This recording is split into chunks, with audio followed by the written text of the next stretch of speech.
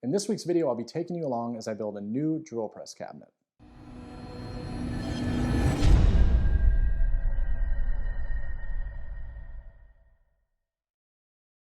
Hey everybody, welcome back. Jason with Ben's Woodworking. If you're new to my channel, consider subscribing. I do bi-weekly videos sharing tips and tricks, how-tos, and product overviews, all in an effort to make you a better woodworker. For those of you that are wondering, I do actually have plans for this cabinet that are available on my website, and I'll go ahead and leave a link to those plans down below. The cabinet that I'm making is a cabinet that's going to go on the wall next to my drill press. And the reason that I'm making this cabinet is because for far too long, I've had all of my drill bits and anything that I use at the drill press spread across my shop. So I wanted to fix that. And as with any project, it all starts with me milling down the lumber. And the lumber that I'm choosing to use on this project is going to be both walnut and maple. Since this is not going to be a very deep cabinet at all, just one board is really all I needed. And this one board that I'm milling and now cutting down at the table saw is actually going to be used for my two sides and the top and bottom. The maple will come into play when I am using it for the shelves in which I'm going to put inside. Once I had the walnut all milled up, I went back over to my miter saw station, and this is where I'm going to make all the cuts. And to start, I'm always squaring up one end so I have a good reference, and then I'm just going to slide it down and make each cut for, again, both the sides, the top, and the bottom.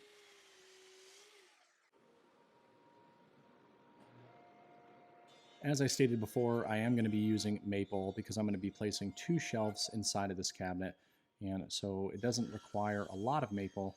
I just needed to make sure I had one clean edge, took it over to the table saw, and now I'm just cutting it to width here, and then I'll move back over to my miter saw and cut each one of my shelves to their desired length.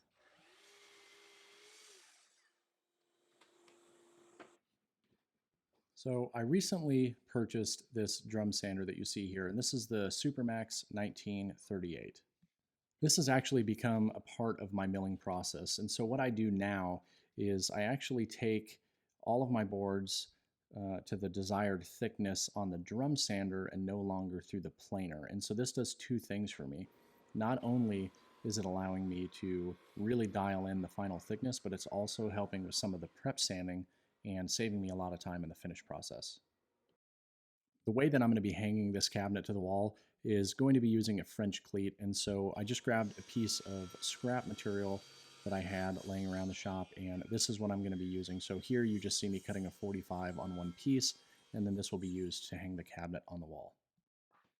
After all of my pieces were cut, I went back over to my assembly table where I'm just kind of getting an idea of what this is going to look like, and I'm also going to be placing each one of the maple shelves in the place that I think I want to cut the dados. Here I'm just taking one of the containers that houses some of my drill bits, and I'm just making sure that I have enough space because I don't have anything that's really taller than that, and it's actually quite a bit of space. So once I've placed them where I wanted them to go, I went ahead and measured both from the top and the bottom and had the same measurement, so the top and bottom shelves are exactly the same. What you see me doing here is I'm just marking where the dado is going to be on the back of the board. And the reason I'm doing that is because that's the reference that I want. And so I know I cut it on the right side. And once I had everything set up, I'm using a 1/4 inch dado on each one of the sides and the tops. And the reason I'm using 1/4 inch is because I will be using 1/4 inch maple for the back panel, as well as the panel that I will be using in the door that I'm making for this cabinet.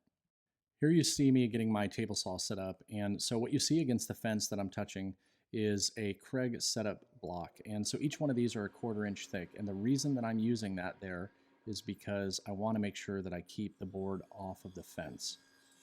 This just helps ensure that I don't have any binding if the board happened to twist or anything like that, and the thing that I like about it so much is that I know it's exactly a 1/4 inch thick. I can just set my fence to whatever the length is and then add that 1/4 inch. And here, as you can see, the fit was perfect.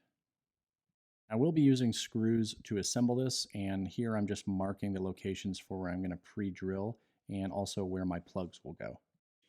And the last thing that I needed to do before the assembly of the cabinet itself is to cut down my 1/4 inch maple plywood that will be the backer. So now that everything is cut, I just went back over to my assembly table. I'm going to do a quick dry fit just to make sure that everything fits properly.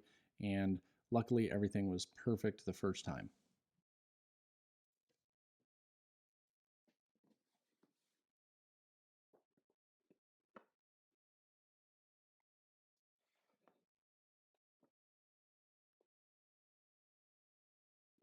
As I mentioned earlier, the primary construction method for this cabinet is going to be just some glue and screws. So what you see me doing here is I'm just cutting out some plugs using this plug cutter, and the plug cutter is made from WL Fuller, and I don't need any major big plugs. I just need some small ones that I will be using to fill each one of these holes and cover the screw head. And of course, I could not miss an opportunity to be super fancy and do two-tone plugs for this cabinet, which I'm really glad that I did because I love the way that it turned out. After I pre-drilled all of my holes, it was time to go ahead and start assembling. And I'm using Titebond Quick and Thick for this. And I know some people might say, why are you using that? It doesn't have a lot of set time. But basically, I wanted to have this project done in one day for the most part, and then worry about the finish the next day. So the great thing about this glue is the set time is extremely fast. I think I only had it in clamps for maybe an hour before I unclamped it, and then I was able to finish. And not to mention, I did use the screws, as you can see here, and that kind of just held everything together and allowed me to continue working on the project.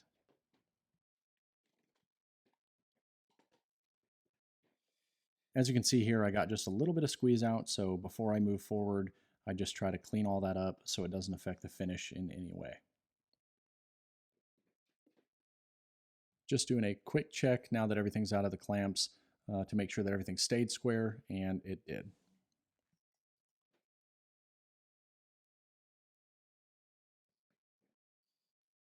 Then it was time for me to go ahead and put in these plugs, and I just dab a little bit of glue in there, stick the plug in, and then I use this flush cut saw to go ahead and get everything flush. And once I had everything cut, I went back and sanded it down real quick, and it came out really, really nice. To attach the first part of the French cleat to the back of the cabinet, I'm going to use pocket holes. And so I pulled out my Craig Foreman and drilled the holes that I needed. Once I had all the holes drilled, it was time for me to just put it in place. And it came together really, really nice, and it fit perfectly snug inside of the back of the cabinet. So the cabinet itself is pretty much totally built now, and the only thing left to do is to create the door. And the door that I will be making is a shaker style door, and the stiles and rails, which you see me cutting here, will be walnut, and the panel itself will also be the 1/4" MDF maple. And once I had my stiles and rails cut, I moved over to my router table, as you can see here, and I cut the tongue and groove on each one of my stiles and rails. And the bits that I'm using here are the Freud tongue and groove bit set, and they work really well. And I just ran each one through, and it was time to go ahead and start assembling.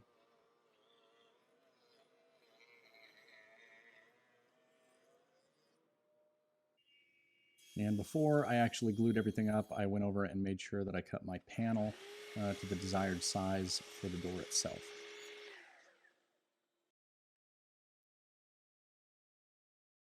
Assembly of the door is pretty straightforward, and if you guys want some more information on how you can make shaker style doors, I actually have a video which I'll go ahead and link now that you guys can check out. It actually shows you how to do it just using your table saw.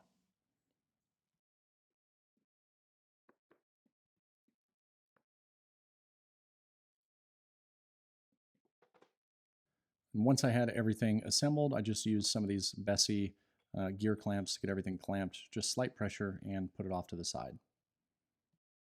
After I took it out of the clamps, just did a quick sanding, and here all I'm doing is breaking all the sharp edges on these stiles and rails and corners.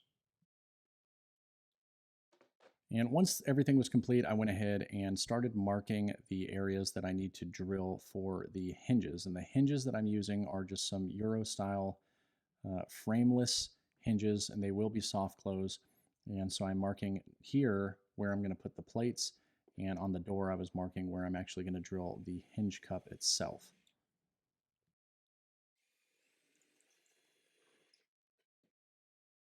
And to drill the hinge holes themselves, I just moved over to my drill press and I have it all set up to do repeatable cuts. And this is actually my favorite technique because the holes always come out the cleanest and most accurate when I do it this way.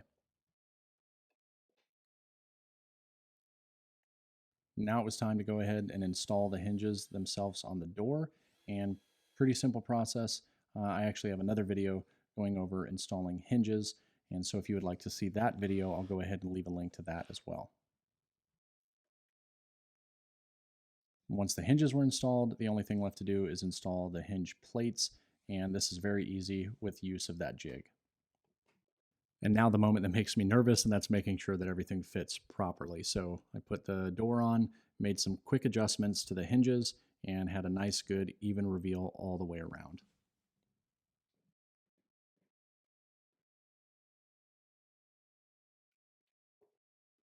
And as with most of my walnut projects, I'm again using Rubio on this project. And here I'm just wiping everything down. This is the Rubio raw wood cleaner, making sure that everything is nice and clean prior to applying the Rubio itself. Once that was dry, went ahead and mixed up my Rubio and started applying it to the cabinet itself.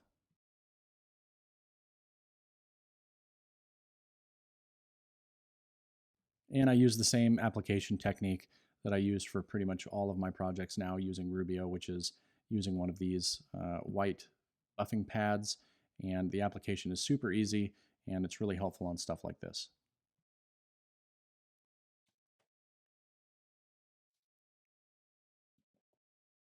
So I let the finish dry for about 24 hours, came out in the shop the next day, and went ahead and installed the opposing piece of the French cleat into one of the studs on my wall next to my drill press.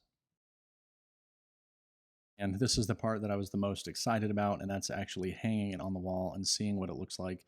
Everything came out nice and level, and then all I had to do is go ahead and slide in these two shelves. And real quick, on the shelves, the reason I made them removable is because I do have plans on drilling holes in each of them so they can hold the drill bits themselves vertical once I actually settle on the drill bit sets that I would like to purchase. And the last step was installing my handle that I wanted, and this is the True Position Tools cabinet hardware jig, and I'll leave a link if you want to find more information about it. Made this really, really fast, and it looks really good. All right, everybody, so that's it for this video. I really hope you found it enjoyable. I really love the new cabinet in my shop, and it's made the organization at the drill press a lot better. And as always, I will leave affiliate links down in the description to any of the tools that you saw me use in this video. And like I always say, if you're not following me on Instagram, head over there, check me out at Ben's Woodworking, and you'll get to see what I'm doing on a daily basis. Until next time, get out in the shop, try something new, and I'll see you in the next video.